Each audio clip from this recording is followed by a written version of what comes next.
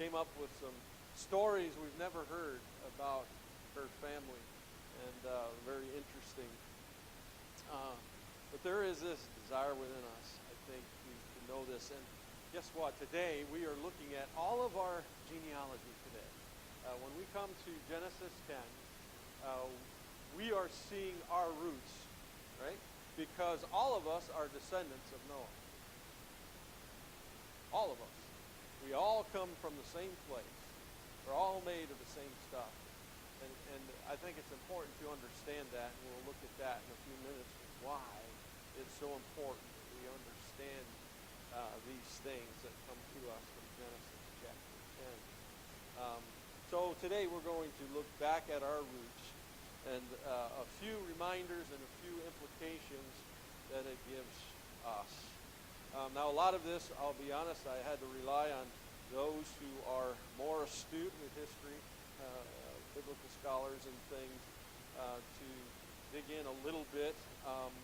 We're not going to get into great detail into a lot of the individuals and places that are mentioned here, because in this chapter, this genealogy, again, is kind of unusual in that it isn't what we typically think of when we think of a genealogy.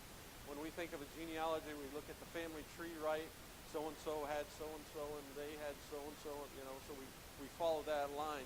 But in this particular genealogy, it not only mentions those kind of things, but it also mentions nations, it mentions places, and some of these are, of course, interrelated and connected.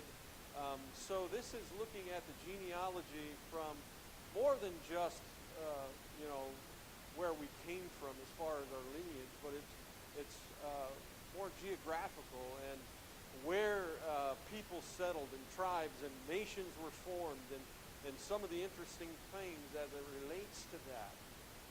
So this is, I don't know if you could call it a fuller genealogy. It fills out more than just, who came from who. Okay? And there is a purpose for that. Remember, this is given by Moses to Israel as they were coming out of Egypt, out of bondage and going into the promised land. So this is very significant, particularly for them, but it's also significant for us as well. Stephen Cole mentions this chapter is a genealogy, but not in the sense of Genesis 5 and 11, which traces lineage from father to son or grandson. Rather, it contains individual names, places, place names, and many names of tribes and people groups, some of which may be derived from the patriarch of that group. This genealogy's purpose is not simply for tracing individual histories, but the development of nations, especially as they relate to Israel at the time of the conquest of Canaan. It isn't a complete catalog of all the nations, but rather a list that would help Israel understand the origins of the people that they would encounter during the conquest, especially in light of the blessings and cursings that came through Noah's prophecy that we saw back in